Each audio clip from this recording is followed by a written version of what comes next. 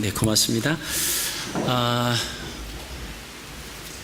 사실 지금 남성 중창들이 찬양을 한 그 찬양을 들으면서 그 학생부 수련회 갈 때 어릴 때 강가에서 저녁에 캠프파이어를 하면서 통기타를 치고 그 모닥불 그 캠프파이어 둘러 앉아서 정말 난 예수가 좋다오라고 했던 그때의 시절이 생각이 납니다. 그리고 군대 시절을 할 때 생활을 할 때 그 군인들이 제일 아마 잘 많이 불렀던 찬양 중에 하나가 또 아마 이 베드로 고백했던 난 예수가 좋다오. 그렇죠. 우리가 이 자리에 나오신 모든 분들이 정말 예수님이 좋아서 나오신 줄로 믿습니다. 사실 다른 조건, 다른 이유 없거든요. 아무런 조건 없이 우리가 주님 앞에 나와서 주님을 찬양하고 주님 좋습니다. 그 순수했던 그 마음들, 그 고백들이 우리가 계속 유지가 돼야 그게 우리가 죽을 때까지 그 기쁨 가운데 있죠. 근데 그 가운데 이제 이물질이 끼면, 이게 이제 사심이 있으면 이제 정치적으로 여러 가지 문제가 엇갈리면 교회 아니라고 할지라도 기쁨이 없어집니다. 우리는 지금 2000년 전에 이 땅에 오신 예수님을 맞이할 준비를 하고 있습니다. 오늘 대강절 두 번째 주일을 맞이합니다. 오늘은 주님께서 이 땅에 오셔서 하신 일을 통해서 우리가 함께 은혜를 나누고자 합니다. 오늘 베들레헴이라고 하는 동네와 나사렛 그리고 가버나움이라고 하는 이 지명을 통해서 예수님께서 왜 베들레헴에 오셨으며 그 다음에 나사렛 가버나움은 예수님의 제2의 고향이라고 볼 수 있습니다. 그리고 제3의 고향이라고 이렇게 볼 수가 있는데, 그 지명들을 통해서 오늘 대강절 두 번째 주일을 또 우리가 맞고 또 하나님 앞에 은혜를 나누기를 원합니다. 그럼 베들레헴은 예수님의 탄생지입니다. 지금도 성지순례를 가시면 그 베들레헴을 반드시 방문을 합니다. 예수님이 탄생하신 그 집을 들어갈 때 아기 예수께 경배한다라고 하는 그런 의미로 거기 들어갈 때 그 들어가는 문이 상당히 낮습니다. 그래서 허리를 굽히고 들어가야 돼요. 그래서 왜 이렇게 문을 낮게 만들었느냐 그랬더니 예수님이 탄생하신 그 거룩하심, 그 예수님께 경배하기 위한 그런 의미다. 거기에 들어가는 사람은 다 허리를 숙이지 않으면 못 들어갑니다.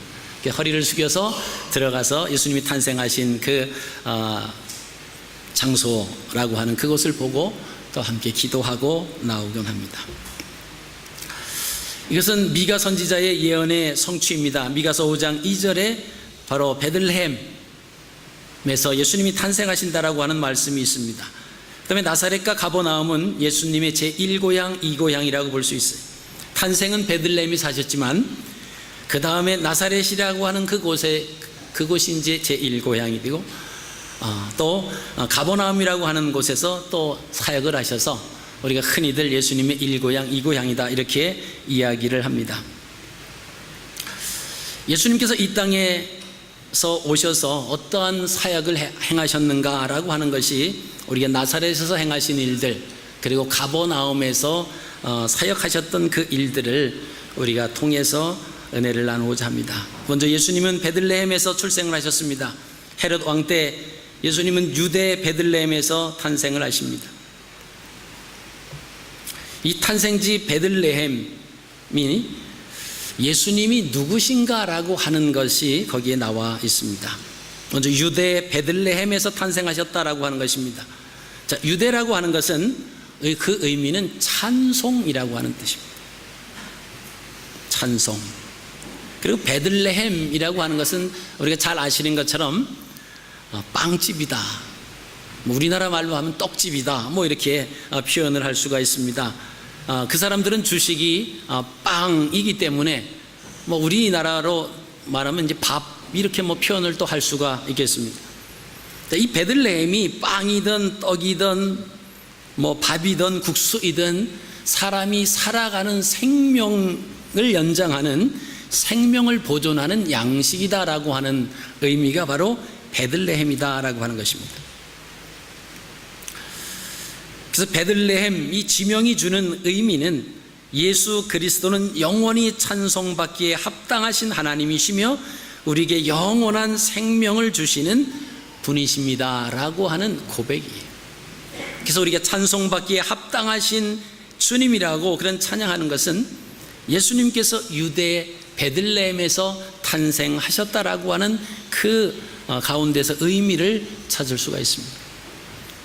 우리가 아무렇게나 주님을 표현하고 아무렇게나 찬양하는 것이 아니라 히브리 사람들은 찬양받기에 합당하신 주님, 이 찬양 속에는 그분은 유대 땅 베들레헴에서 탄생하셨습니다 라고 하는 그 의미가 이미 그들의 삶 가운데는 깔려 있다라고 하는 것입니다.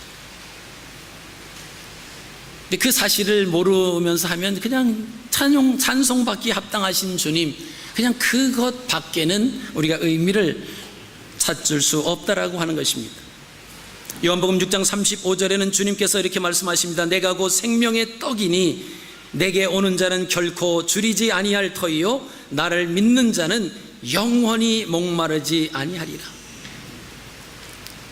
예수님께서 생명의 떡이라고 그러셨어요.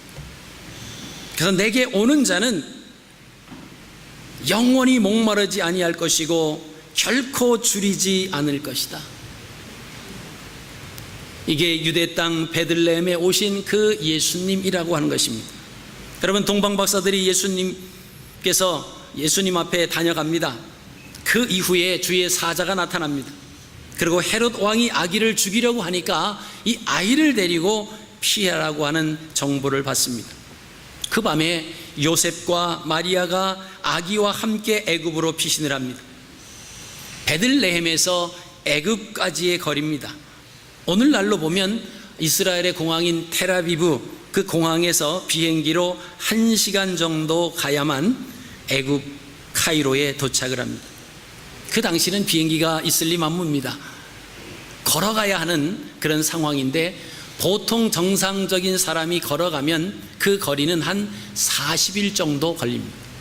지금 요셉과 마리아 그리고 어린 아기 예수 그리스도를 데리고 이 부부가 베들레헴에서 애굽까지 내려간 거리는 적지 않은 기간이 소요됐을 것이고 또 아주 힘든 그런 가운데 여정이었다라고 하는 것을 우리가 생각을 하실 수가 있습니다. 이런 희생들이 결국 우리의 죄의 문제를 해결하기 위해서 그런 과정을 다 겪으셨다라고 하는 사실입니다. 헤롯은 자기의 왕위를 영원히 보존하려고 하는 그런 욕심이 들었습니다. 그래서 베들레헴과 그 모든 지경 안에 있는 2살 아래의 사내 아이들을 모두 다 죽여라 라고 하는 명령을 내립니다. 마태복음 2장 16절 말씀을 보시면 이에 헤롯이 박사들에게 속은 줄을 알고 심히 노하여 사람을 보내어 베들레헴과 그 모든 지경 안에 있는 사내 아이를 박사들에게 자세히 알아본 그때를 표준하여 2살부터 그 아래로 다 죽여라. 다 죽였다라고 하는 것입니다. 여러분, 우리가 잘 아시는 것처럼 동방에서 별을 연구하는 박사들이 이상한 별 하나가 나타났습니다. 그들은 별을 연구하는 사람들이기 때문에 이게 큰 징조라고 하는 사실을 알았어요. 그래서 그 별이 인도하는 대로 계속 여행을 합니다. 근데 예루살렘에 와서는 그 별이 보이질 않는 거예요. 별을 따라서 왔는데 그 별이 보이지 않아서 이 박사들이 그러면 유대인의 왕으로 나타날 징조의 별이면은 틀림이 없는데 그러면 유대인의 왕으로 나실 자는 어디에서 나겠느냐? 왕궁에서 날 것이다. 그래서 헤롯 왕을 찾아가는 겁니다. 그리고 질문을 합니다. 유대인의 왕으로 나신 이가 어디 계시냐? 우리가 동방에서부터 별을 보고 그를 경배하기 위해서 왔다. 근데 헤롯은 자기의 아들이 태어나지 않은 상태입니다. 지금 왕궁에 왕자가 태어나서 막 기쁨 가운데 있어야 되는데 왕궁에는 왕자가 태어나지 않았는데 동방에서 별을 연구하는 박사들이 이런 얘기를 하는 거예요. 그렇다라고 하면 유대인의 왕으로 난다라고 하는 그 말, 내가 지금 유대인의 왕인데 누가 왕이야? 그래서 박사들에게 자세히 묻습니다. 어디서부터 어떻게 됐고 어떻게 여기까지 왔는지를 자세히 묻습니다. 그리고는 하나님 말씀에 기록된 것을 또 서기관들을 통해서 찾아보게 합니다. 거기 보니까 하나님 말씀에 베들레헴에서, 유대 땅 베들레헴에 나오는 작은 고을이 아니다라고 하는, 유대를 다스리는 왕이 날 것이라고 하는 그 미가야 선지자의 말씀을 듣게 됩니다. 그리고는 박사들에게 이야기하죠. 너희들이 가서 아기 예수께, 그 유대인의 왕으로 나실 이에게 경배를 하고 돌아와서 내게 아뢰라. 그럼 내가 가서 나도 경배를 하겠다. 거기에는 거짓이 들어가 있습니다. 겉으로는 진실인 것처럼 보이지만 거기에는 거짓이 있습니다. 유대인의 왕으로 나신 이에게 경배하려고 하는 것이 아니라 그를 죽이려고 했던 헤롯의 마음이었습니다. 그것도 모르고 박사들은 알겠다고 하고 베들레헴에 가서 아기 예수께 경배를 합니다.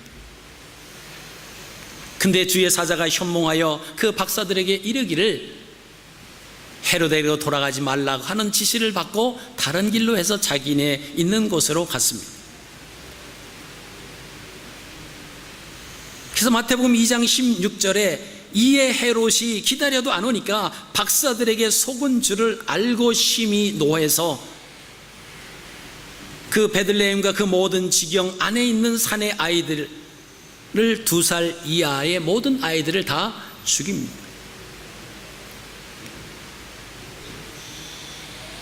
헤롯이 그렇게까지 해서 자기의 왕위를 보존하려고 했지만 명이 길지를 않았습니다. 헤롯은 그 해에 죽었습니다. 예수님께서 베들레헴에, 유대 땅 베들레헴에 탄생하셨다라고 하는 것은 영원토록 찬송을 받으시기에 합당하신 그 예수 그리스도는 우리의 영원한 생명을 주시기 위해서 유대 땅 베들레헴에 오신 그 예수 그리스도, 우리는 그분을 믿고 그분을 찬양하고 있습니다. 두 번째, 예수님은 나사렛에서 생활을 하십니다. 이 나사렛이라고 하는 동네는 사람들에게 그 나사렛은 멸시와 천대받는 그런 곳이라고 하는 선지자의 예언이 있었습니다. 이사야 49장 7절, 53장 2절 3절에 나사렛 하면은 가난한 자들, 그리고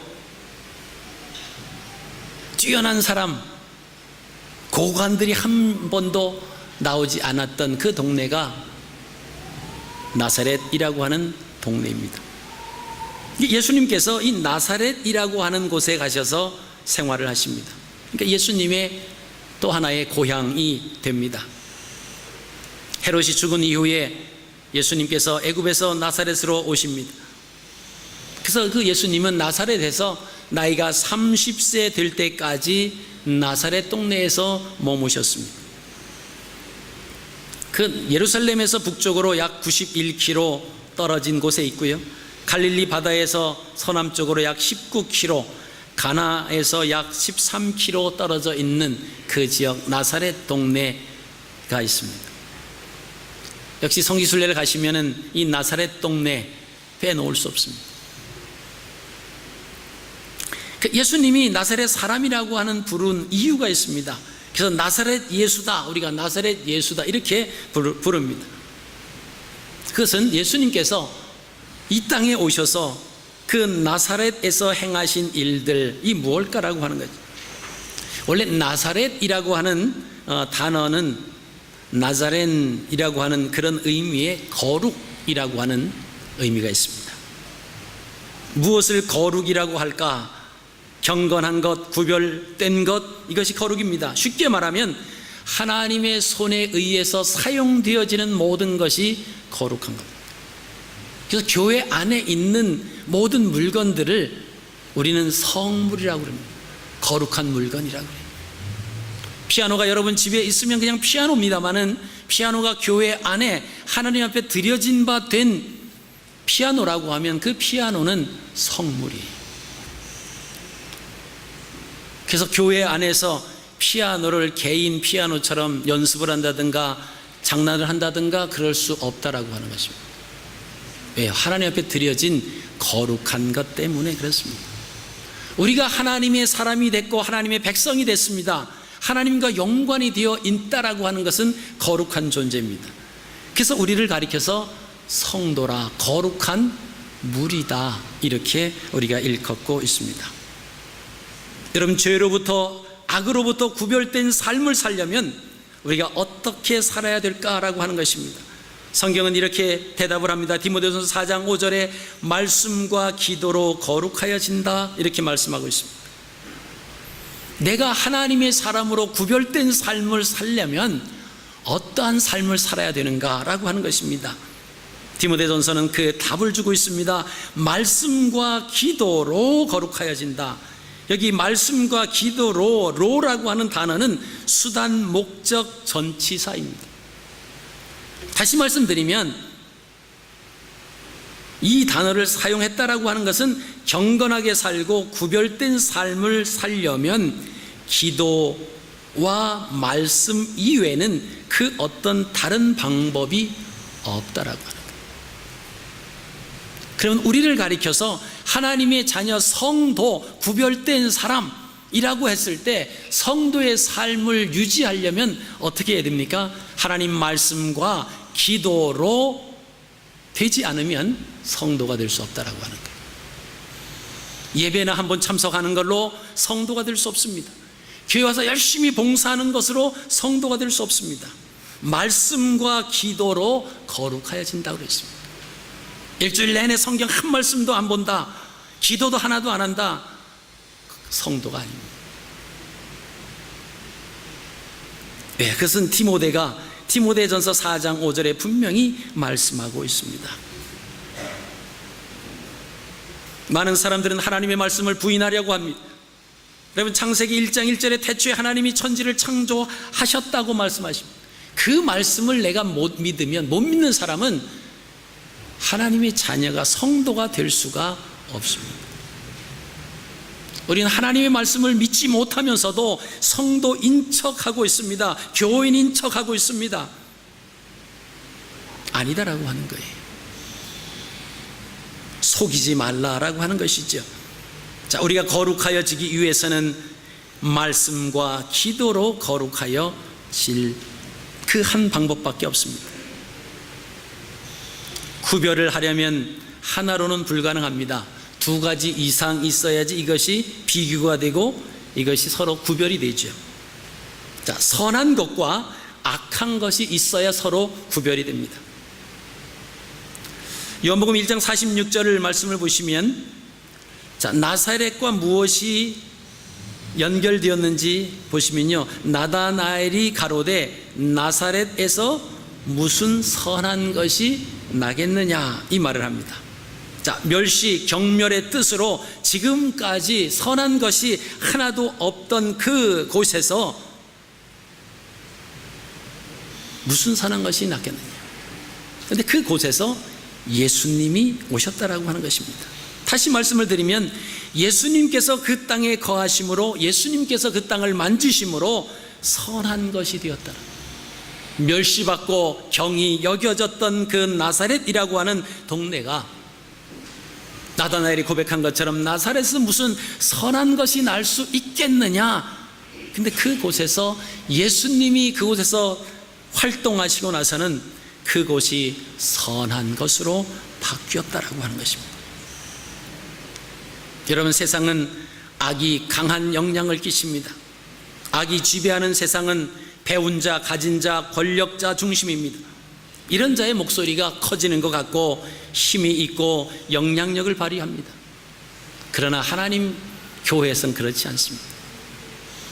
아무리 배웠다라고 할지라도 세상적인 지식 가지고 교회에 와서 영향력을 끼칠 수 없다라고 하는 거예요. 왜냐하면 교회는 하나님의 말씀으로 되어지기 때문에 그렇습니다.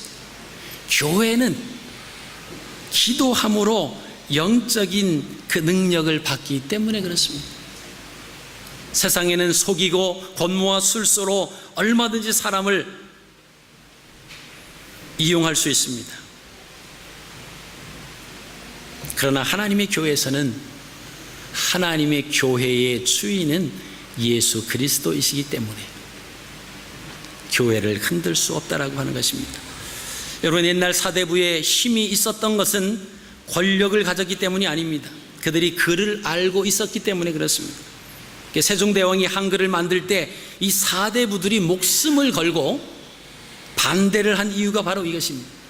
다른 사람들이 글을 알게 되면 사대부들이 마음대로 움직일 수 없다라고 하는 사실을 그들이 알고 있었기 때문에 세종대왕이 글을 만드는 것에 대해서 한글을 만들 때 목숨을 걸고 반대를 했습니다. 근데 중요한 사실은요, 천민들이 이러한 사실을 몰랐다라고 하는 거예요. 그리고 사대부들이 하는 말에 귀 기울이고, 저 사람들이 글을 알고 뭔가 좀 배웠고 뭔가 아니까 저 사람들 말이 옳을 거다라고만 생각을 했습니다. 그때 세종대왕이 이런 말을 했다고 합니다. 백성도 글을 알면 힘이 생긴다. 비록 글을 안다고 해도 양반이 되지는 않는다. 그러나 양반에게 힘없이 당하지는 않는다.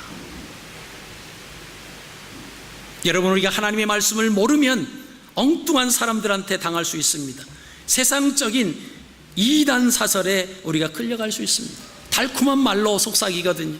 이사와 기적을 통해서 우리를 유혹합니다.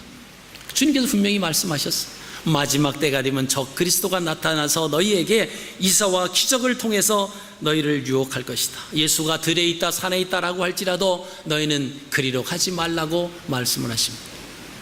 여러분, 우리가 살아가는 오늘날 얼마나 많은 이단 사설들이 난무합니다. 그냥 말로만 하는 것이 아니에요. 우리에게 보여줍니다. 그리고 뭔가 정말 하나님의 역사가 그대로 이루어질 것 같은 그런 유혹을 한다라고 하는 것이죠. 문제는 우리가 하나님 말씀을 모르면 휘둘려질 수밖에 없다라고 하는 것입니다. 예수님의 사역은 당시 사람들로부터 멸시천대 경멸 여김을 당했던 그 사람들, 아무런 힘도 없습니다. 가난하고 소외당하고 힘없고 불쌍한 사람들의 친구가 되시기 위해서 예수님은 나사렛에서 사역을 하십니다. 그리고 아무런 힘과 영향력이 없는 그 사람들을 만지셨고 그들을 구별된 사람들로 만들어 주셨다라고 하는 것입니다. 여러분, 실제로 예수님께서 하신 사역을 우리가 보시면은 좀 더 이해가 될 수가 있습니다. 우리가 마가복음 2장 16절로부터 17절 말씀을 보시면 바리새인의 서기관들이 예수께서 죄인과 서리들과 함께 잡수시는 것을 보고 그 제자들에게 이르되 어찌하여 세리와 죄인들과 함께 먹는가? 예수께서 들으시고 저희에게 이르시되 건강한 자에게는 의원이 쓸데없고 병든 자에게라야 쓸데있느니라. 내가 의인을 부르러 온 것이 아니요 죄인을 부르러 왔노라 하시니라. 예수님이 오신 목적은 죄인을 부르러 왔습니다. 그렇기 때문에 우리가 죄인임을 깨닫게 될 때 예수님은 우리에게 더 다가오신다라고 하는 거예요. 우리가 이 땅에 살아가면서 하나님 말씀에 비춰보면 죄 안 지은 사람이 없죠. 다 죄인입니다. 그래서 예수님을 알면 알수록, 신앙의 연조가 깊어지면 깊어질수록 정말 믿음 안에 있다라고 하면 고개를 숙일 수밖에 없고 겸손해질 수밖에 없는 이유가, 아무리 선하게 살고 또 살고 그래도 계속적으로 하나님과 같이 거룩한 흠 없는 그런 모습이 될 수 없다라고 하는 사실을 우리가 알기에, 그래서 예수 그리스도께서 나를 위해서 십자가에 못 박혀 돌아가신 그 사건 때문에 내가 구원받은 그 놀라운 은혜가 점점 깊어지기 때문에 겸손해질 수밖에 없습니다.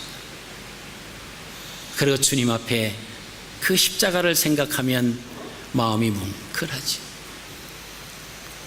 그 감격이 없으면 교회에 평생 다녀도 믿는 자가 아니죠. 스펄전 목사님이 그랬다고 그러지 않습니까? 하나님이 돌아가셨다고. 십자가를 봐도 내가 눈물이 나지 않는다고. 여러분, 그 고백이 그냥 고백이 아니에요.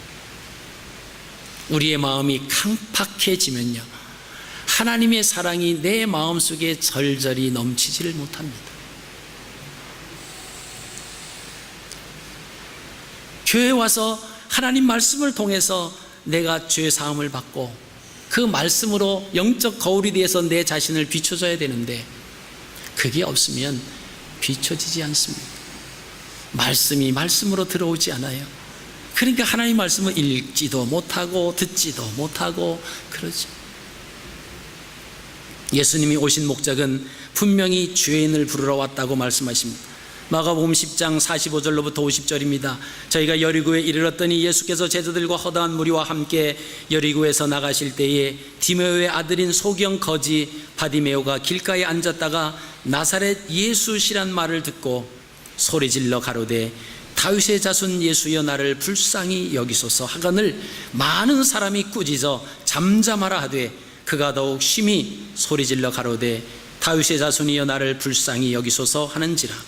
예수께서 머물러 서서 저를 부르라 하시니 저희가 그 소경을 부르며 이르되 안심하고 일어나라 너를 부르신다 하매 소경이 겉옷을 내어버리고 뛰어 일어나 예수께 나오거늘.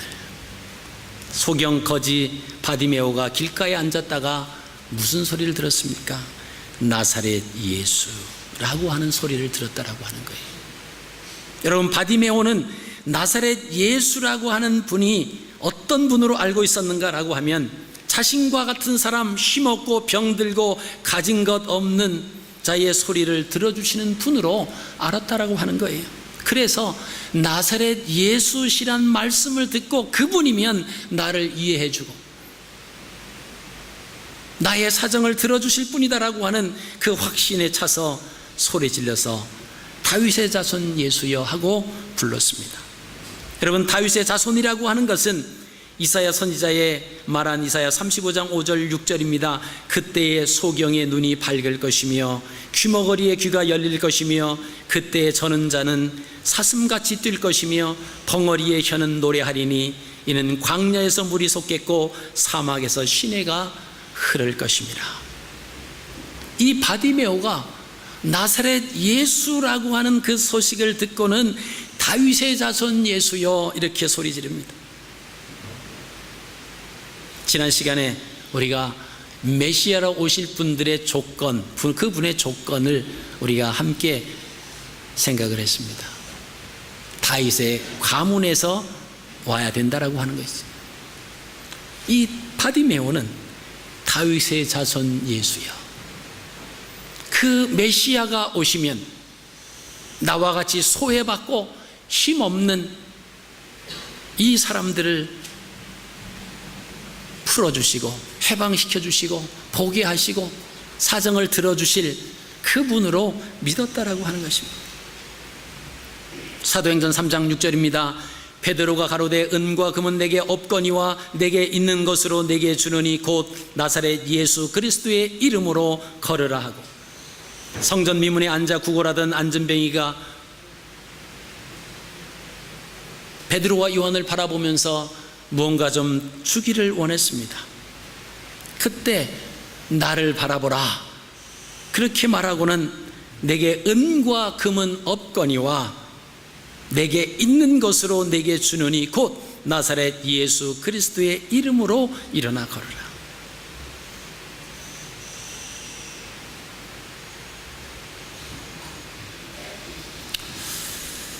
그렇기 때문에 오늘날도 나사렛 예수 그리스도의 이름이 힘이 있는 것입니다.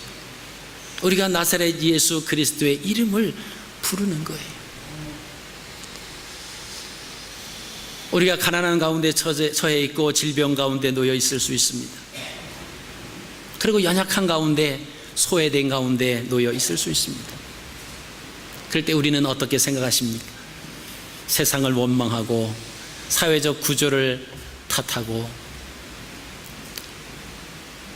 사람이 살아갈 수 없는 세상이라고 한탄하며 살아가는 사람들이 많이 있습니다. 더 이상 살아갈 희망이 없다고 스스로 목숨을 끊는 일이 하루에도 수십 건씩 일어나고 있습니다. 근데 안타까운 것은 예수 그리스도를 믿는 사람들도 그 숫자에 포함이 된다라고 하는 것입니다.